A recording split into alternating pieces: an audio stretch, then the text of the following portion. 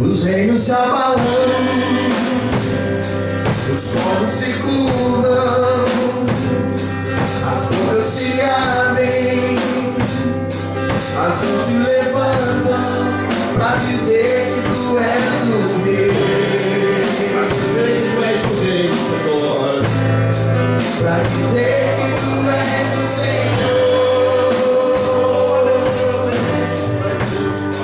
Pra dizer que tu és o rei.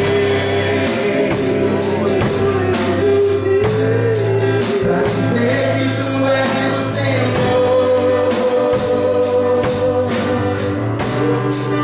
Teu reino é sempre eterno, firmado em misericórdia, justiça e igualdade, bondade e fidelidade.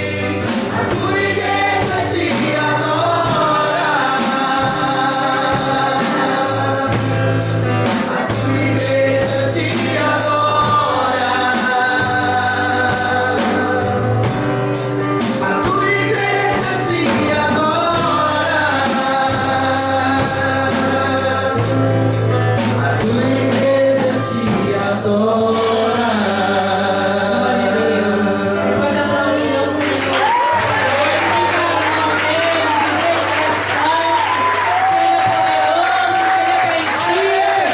está acima de tudo, de todas as coisas.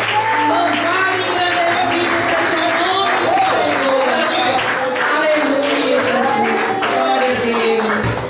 Glória a Deus. É tão precioso passar os momentos juntos, que a nossa vida tem que ser o tempo inteiro na presença de Deus, mas é tão precioso quando nós podemos estar juntos na presença de Deus. Amém, meus irmãos?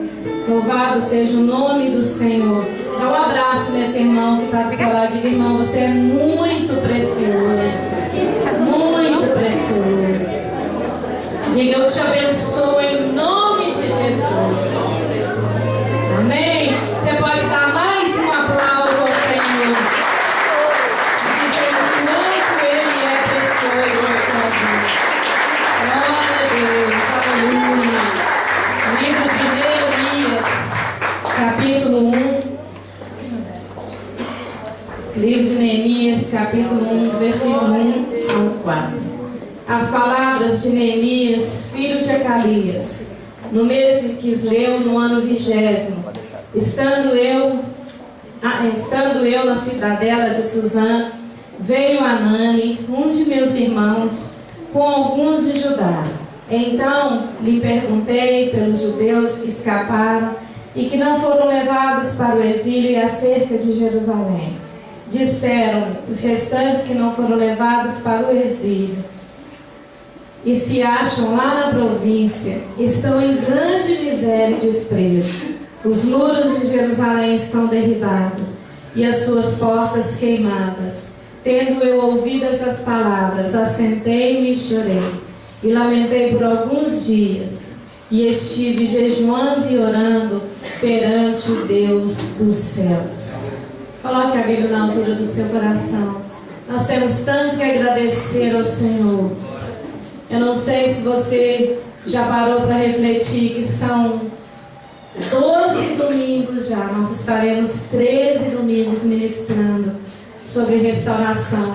E como o Senhor tem sido favorável a nós. Como Ele tem nos abençoado. Como Ele tem falado no nosso coração. Não tem uma área da nossa vida que não foi tratada. Não tem. Isso é fruto do amor e da misericórdia de Deus. Então, abraçado com a sua Bíblia ou com a mão no coração, diga: Senhor, oh Deus, fala comigo mais esta noite. Limpa o meu coração, limpa a minha mente. Senhor, se houver cansaço no meu corpo físico, restaura as minhas forças. Eu não quero que nada me impeça, Senhor, de assimilar aquilo que o Senhor tem para mim.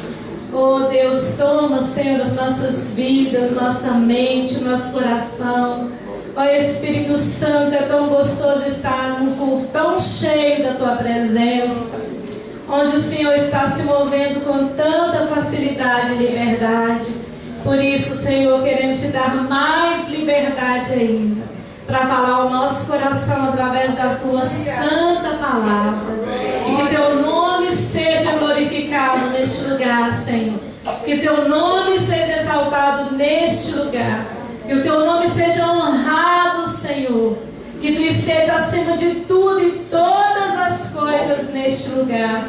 Em nome de Jesus. Amém e amém. Senta no seu lugar, dando um aplauso ao Senhor. Glorificando o nome dele.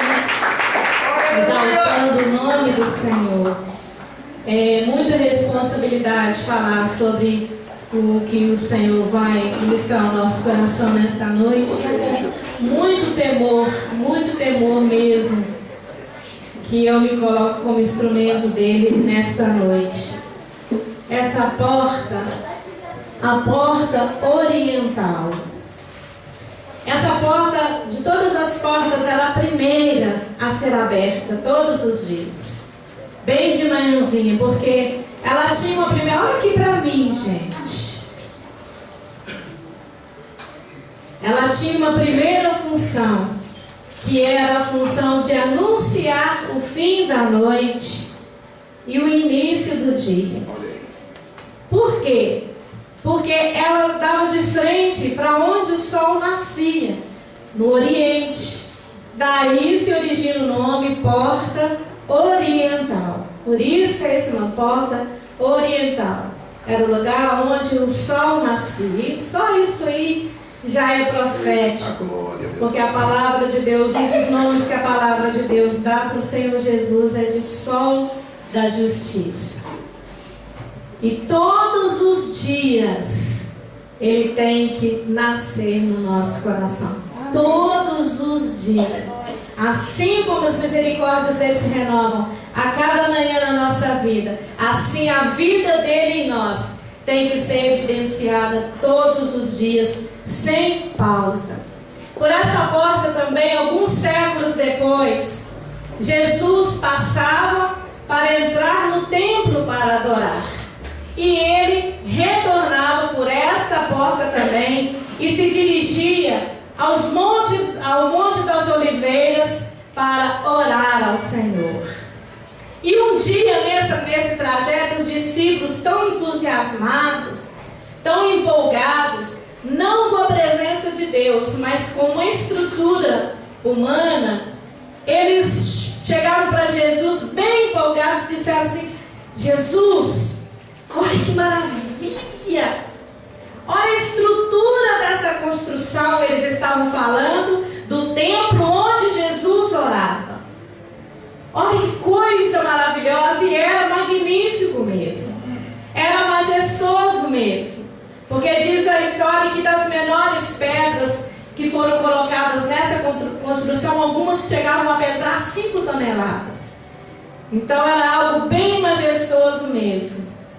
Herodes o Grande demorou 46 anos para terminar aquela construção. E Jesus deixou que eles demonstrassem a sua empolgação. E não é que Jesus estava sendo grosso com eles, mas uma coisa, irmãos, que é, desde que o ser humano é humano, ou seja, sempre, uma coisa que Deus tem que trabalhar em nosso caráter, e nós temos que permitir isso, é que o Senhor volte os nossos olhos para o que é eterno e tire os nossos olhos do que é temporal, porque a tendência do ser humano é se apegar àquilo que é temporal e esquecer do que é eterno. E os discípulos, era isso que os discípulos estavam fazendo. Ao invés de estarem maravilhados por estarem juntos com Jesus, eles estavam maravilhados por estar podendo contemplar uma construção majestosa. Aí Jesus responde para eles: vocês estão admirados com isso? Em verdade vos digo que não ficará pedra sobre pedra que não seja derribada. E esse diálogo você vai encontrar lá em Mateus 24, no versículo 1 e 2, se você quiser anotar para conferir em casa. E depois Jesus começa a discorrer sobre o tempo do fim. os sinais dos últimos tempos. E ele começa a ensinar os discípulos sobre o que realmente vale a pena, sobre o que realmente tem importância para a nossa vida. Eu pedi o Sibeli para colocar essa foto como pano de fundo. Essa aqui é a foto da porta oriental. Isso aqui são as duas portas, os portais.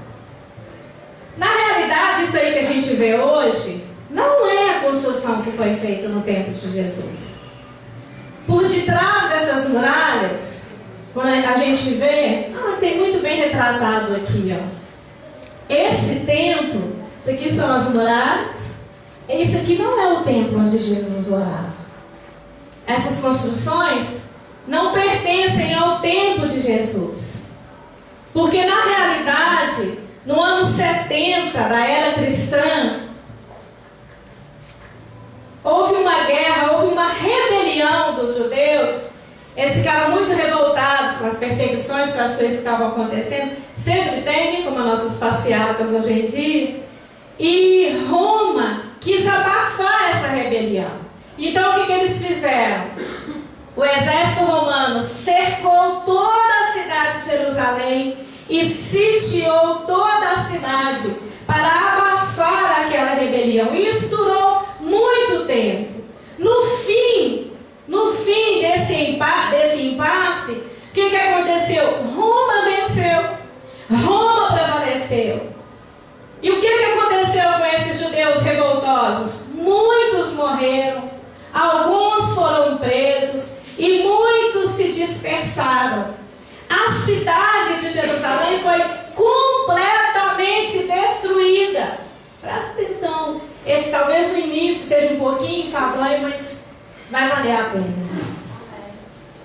A cidade de Jerusalém foi completamente destruída. E aquele templo majestoso, poderoso, glorioso, que os discípulos admiravam tanto e queriam chamar a atenção de Jesus para aquela construção, até aquele grande templo foi totalmente destruído, totalmente derrubado, não ficando verdadeiramente pedra sobre pedra. Olha a palavra de Deus se cumprindo. Beleza, para por aí? Não. Alguns séculos depois, no ano 1526, mais ou menos, um sultão do exército turco, que era o império que governava, que mandava na época, decidiu reconstruir Jerusalém. Decidiu reconstruir. Porque ele era grande potência, mandava e desmandava. Falava e tinha que acontecer. Eles invadiram e conquistaram Jerusalém. E aí aquele sultão, chamado Sulimã, resolveu, em cima dos alicerces, em cima das ruínas, reconstruir. Então, na realidade, o que a gente vê, que vocês estão vendo aqui, foi construído por esse sultão. Ele que construiu, essa construção é dele. Só que algo interessantíssimo, irmãos, que a gente fica assim maravilhado quando a gente vê a história se fundindo com a palavra de Deus, se rendendo às profecias da palavra de Deus. No meio daquela construção, alguns árabes chegaram para esse sultão e falaram: para com essa construção, não continua, por favor, não continua. Ele disse: eu não vou continuar porque eu quero reconstruir. Não continue essa reconstrução, porque existe uma profecia que o Messias vai entrar por essas portas. Então, se você reconstruir essas portas, você vai estar construindo o caminho para o Messias. Mas como que eu vou fazer então? Não, construa, mas lacre as portas. Das 12, é a única que está lacrada até hoje. Lacre as portas. Ah, mas só isso? Não é só isso não. O Messias vai ser um homem santo. O Messias vai ser um judeu. Você não pode construir uma porta para que algum judeu entre e diga que ele é o Messias e vai acabar com a nossa moral. Então, a gente sabendo que ele é um homem santo e que ele é judeu, o que nós vamos fazer? Vamos lacrar as portas. E aqui, não sei se está dando para vocês observar esses pontinhos. Está dando para observar? Isso são sepulturas. Por quê? Porque um cemitério foi construído de frente para a porta. Porque eles disseram, como judeu e como santo, ele não vai pisar em coisa imunda. Então vamos sujar esse terreno para impedir que ele pise por aqui. Oh, gente, é a piada do século isso. Abra aí comigo, por favor, em Ezequiel 44. Ezequiel 44. Eles disseram, nenhum profeta que é santo e que é judeu pisa nisso aí, porque ele não vai se contaminar, porque judeu não toca em cadáver, não toca em coisa morta. Ezequiel 44, se você estiver demorando muito, acompanha ali, eu vou ler aqui na minha Bíblia para você. Então, o homem me fez voltar para o caminho da porta exterior do santuário que olha para o oriente, a qual estava fechada, esta porta. Disse-me o Senhor, esta porta permanecerá o quê? Fechada, trancada, lacrada, e não se abrirá. Ninguém entrará por ela, porque o Senhor Deus de Israel entrou por ela, e por isso permanecerá fechada. Ah, você não entendeu, porque senão você já tinha dado glória a Deus. Não dá não, que você não entendeu ainda, você vai entender depois que você dá o glória a Deus. Irmãos, eles acharam que eles estavam armando um complô para impedir a vinda do Messias.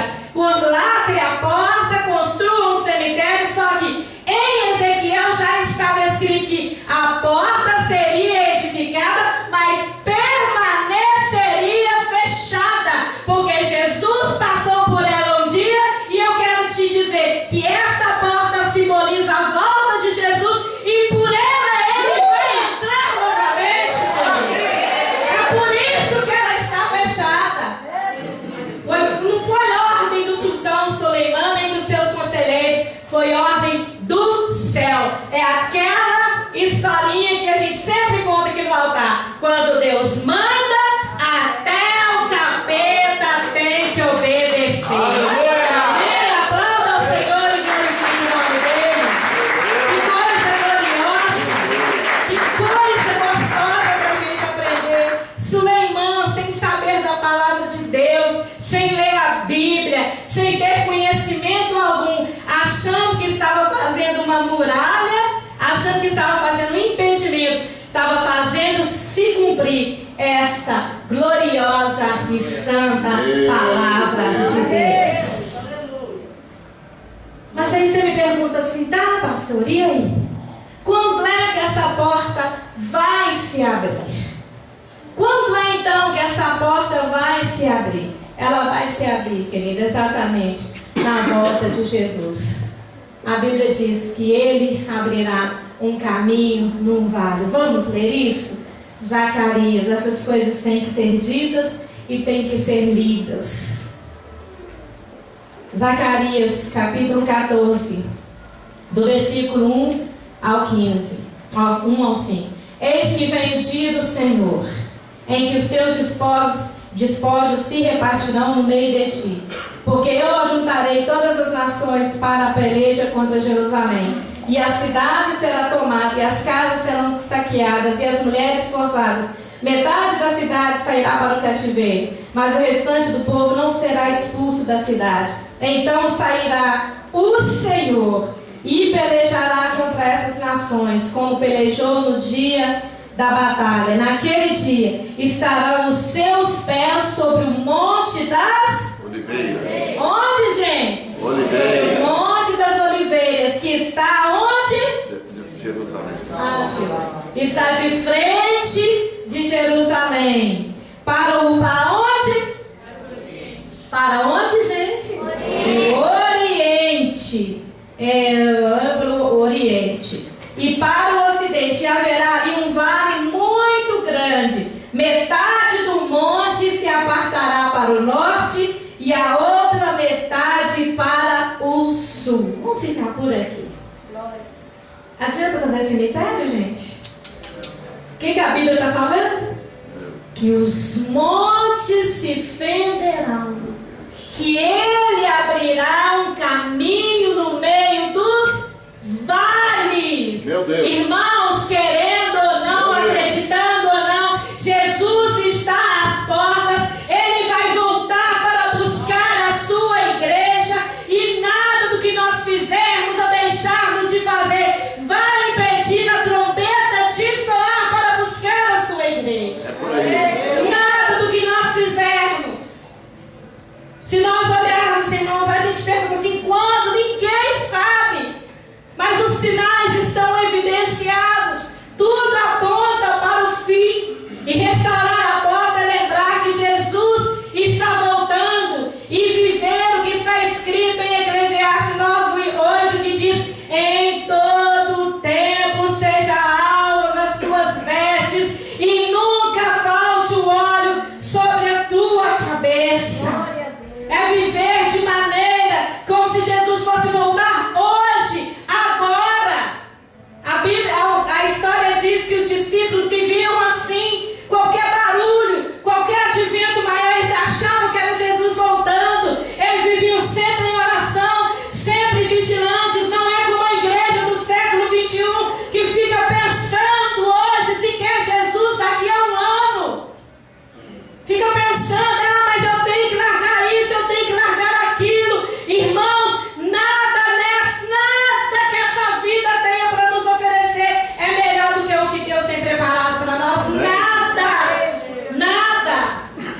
Nós não devemos ficar vivendo como se pudéssemos prever o dia e a hora, porque ninguém sabe nem o dia nem a hora. A Bíblia diz que nem o dia ninguém sabe, nem os anjos do céu, nem o Filho, somente o Pai.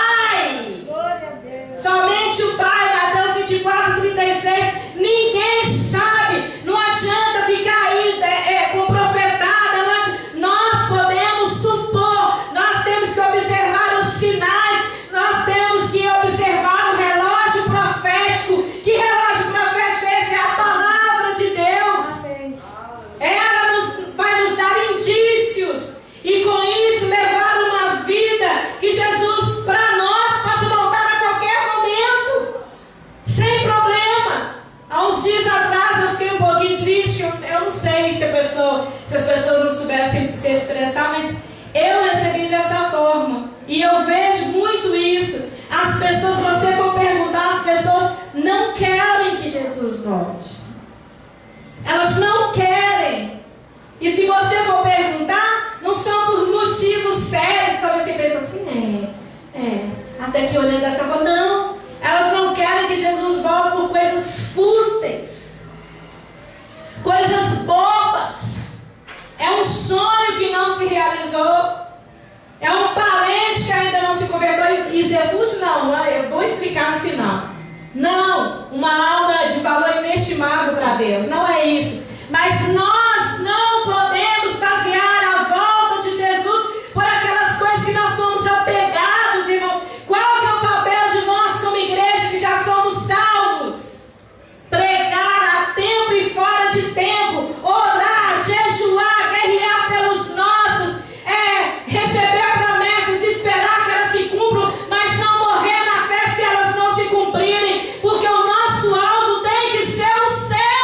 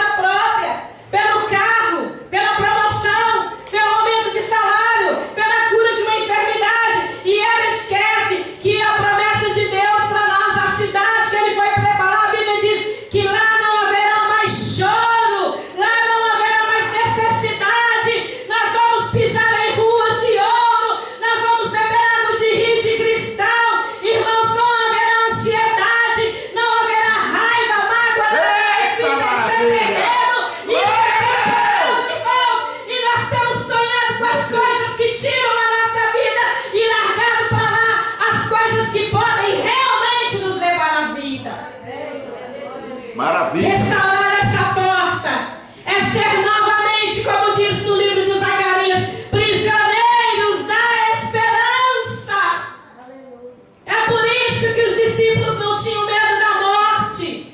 É por isso que eles não temiam amanhã. Não é porque eles sabiam que hoje estava devendo e amanhã Jesus ia fazer um milagre para pagar as contas. Não! É porque eles viviam todos os dias como se fosse o último dia da sua vida. Por isso que Paulo disse: para mim o viver é lucro e o morrer é ganho. Aleluia! Maravilha mesmo, meu Deus. Era por isso, meus amados, nós precisamos voltar a sonhar com a volta de Jesus. Nós cantamos aqui: reina, Senhor, reina sobre a minha vida. Sabe o que significa a palavra reinar? É mandar-me tudo, é ter controle de tudo, é governar sobre tudo. Só que nós entregamos a nossa vida parcialmente para Jesus. Meu Deus. Nós entregamos nossos sonhos parcialmente para Jesus. E a Bíblia diz no Salmo 37, é o versículo da minha vida: agrada-te do Senhor, e Ele satisfará o desejo do teu coração. Amém. Espera no Senhor, descansa, confia no Senhor. Eita. Oh, irmãos, porque Deus é Deus de justiça, Deus é Deus de milagres. Nós precisamos olhar para o alto e sonhar com o céu. Oh, meu Deus, eu estava meditando hoje de tarde, pensando: meu Deus, o Senhor tratou todas as áreas das nossas vidas nessas últimas semanas. E a primeira vez na minha vida como pastora, pregadora do Evangelho, que eu vou pregar sobre a sua volta. Senhor, como isso tem ficado de lado no meio do teu povo, como isso tem sido descartado no meio da tua igreja. O que a gente mais vê é se cumprir se as pessoas casam-se e dão em casamento. As pessoas são amantes de si mesmas, as pessoas são egoístas, as pessoas são ruins. E sendo que não é isso que o Senhor nos chamou para ser. Há um versículo na palavra de Deus que a igreja do Senhor devia temer muito, que diz que por se multiplicar a iniquidade, o amor de muitos, de quase todos, esfriaria. Quer dizer que a igreja do Senhor está incluída nisso. Está incluída nisso. Quando é que Jesus vem? Ninguém sabe. Nós não devemos ficar vivendo essa vida apegados nas coisas deste mundo, parecendo que a volta de Jesus, ao invés de ser o grande dia, é o grande impedimento. Se você perguntar ao jovem que não casa: não, quer que Jesus volta? Não, nem casei ainda. Não, quer que Jesus volta? Não, nem formei na faculdade. Gente, que baboseira. Que coisas medíocres, até porque nós nem sabemos se viveremos para realizar essas coisas. Olha como nós somos enganados por nós mesmos. Olha como somos iludidos por nós mesmos. A igreja tem tratado a volta de Jesus como se ela fosse impedimento para a realização de sonhos. Sonhos têm sido mais importantes do que o toque da trombeta. Como é que nós temos vivido? Como é que nós temos olhado? O que nós vivemos aqui nessa terra é passageiro. É passageiro, irmãos. Mas o que o Senhor prepara para nós, o que nos aguarda é eterno. Toda ceia, quando eu olho para essa mesa aposta. Hoje mesmo, quando os meninos cantavam, o Espírito Santo falava no meu coração: diga para a igreja que façam bem feito todo culto de ceia. Que dê o seu melhor, principalmente no culto da ceia. Eu falava: por que, Senhor? Porque isto é um ensaio. Meu Deus. Verdade. Eu creio. Isso aqui é um ensaio. Nós estamos ensaiando para participar do grande mover, do grande encontro preparado pelo nosso Senhor e Salvador Jesus Cristo.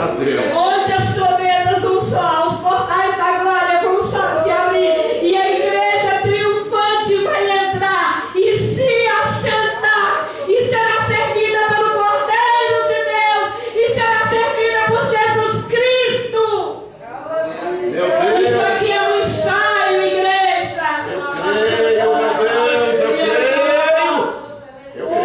Isto é um ensaio. Nós estamos ensaiando o que vamos praticar diante de Deus. Honrando a morte de Jesus na cruz do Calvário. Honrando o sacrifício dele na cruz por mim e por você. De repente você fala assim: eu não conserto minha vida porque eu gosto de beber. A bebida não é maior do que o sacrifício de Jesus pela sua vida. Meu Deus! De repente você fala assim: é difícil porque eu sou viciado nisso, eu sou viciado naquilo. A Bíblia diz: o pecado não terá mais domínio sobre vós. Larga tudo, igreja, abandone tudo e siga o Salvador.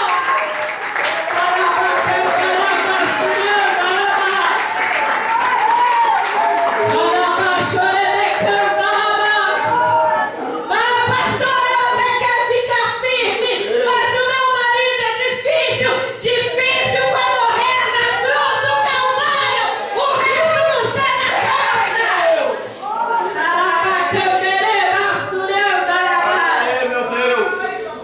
Meu Deus!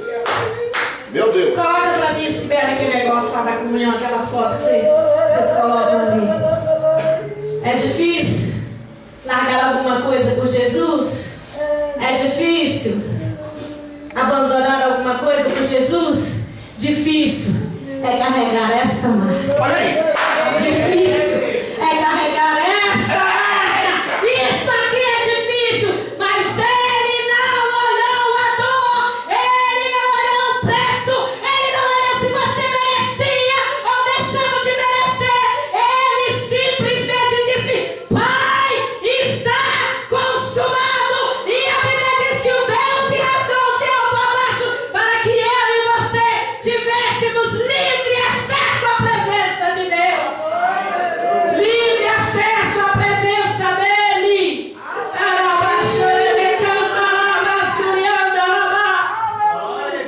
Meus irmãos, como nós temos dado valor a coisa que não presta. Como nós temos dado mais valor a um marido infiel, a uma esposa que traiu, a um vício, a um desemprego. Ai, como nós temos dado valor a essas coisas.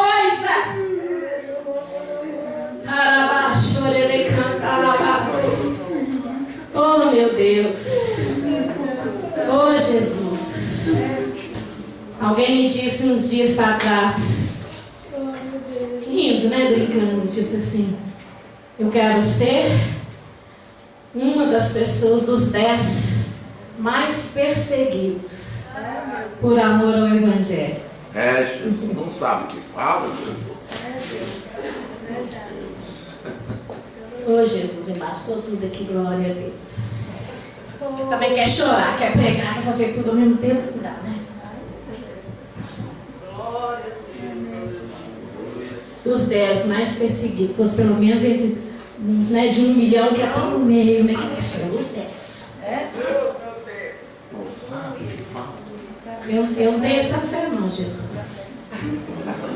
Não. Eu, né, gente, tem que ser sincera, né? Eu não tenho essa fé, não. A fé, querido. De repente é mesmo, né?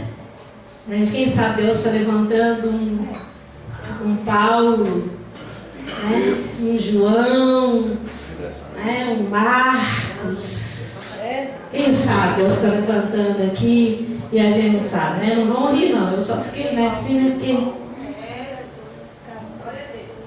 cada um na sua fé, né? Aleluia.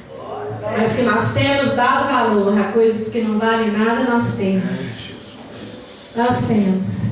Sabe o que eu fiquei pensando enquanto os meninos ministravam louvor? Eu fiquei pensando, meu Deus, ninguém sabe nem o dia nem a hora. A gente está aqui adorando ao Senhor, louvando. Tomara que todos estejam com esse coração. Tomara que todos estejam com essa sinceridade.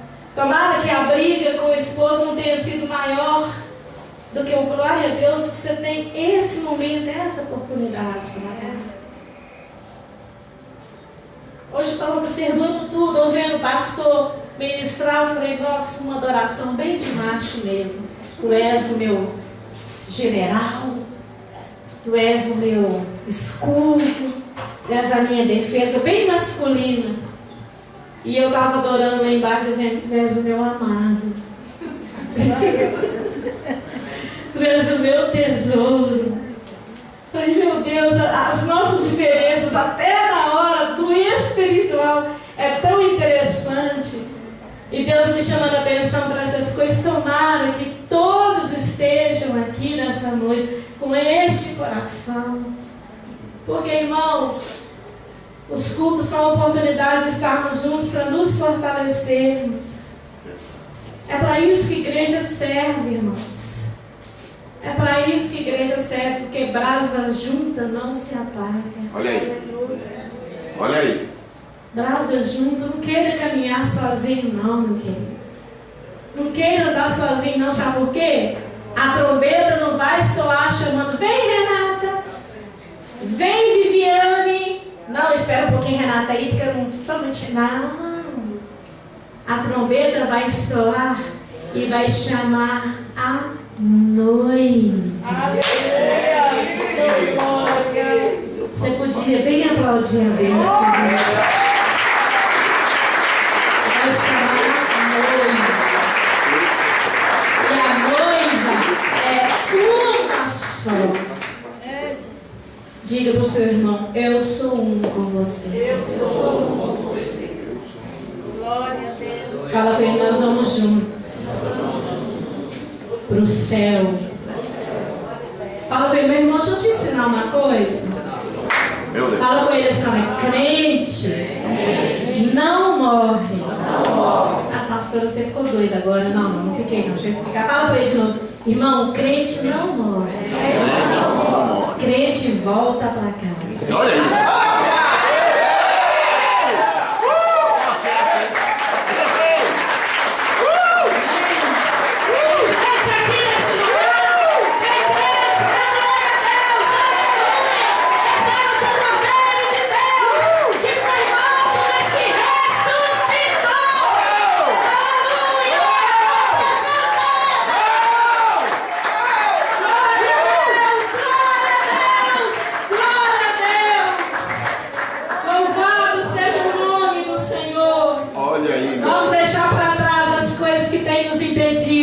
De andar na luz e andar em comunhão com o Senhor, seja lá o que for. Eu não vim aqui para pregar pecado, eu vim aqui pregar que você tem uma casa te esperando no céu e que vale a pena renunciar qualquer coisa nessa terra por ela. Sabe por quê? Coloque em Sibéria. 1 Coríntios 2:9. Você sabe o que ele tem na sua casa? Não sabe, porque Jesus não te deixa. Algumas coisinhas ele te conta. Mas a descrição da sua casa é essa. Mas como está escrito, nem olhos viram, Eita glória, nem ouvidos ouviram, nem jamais penetrou em coração humano o que Deus tem preparado para aqueles que o amam.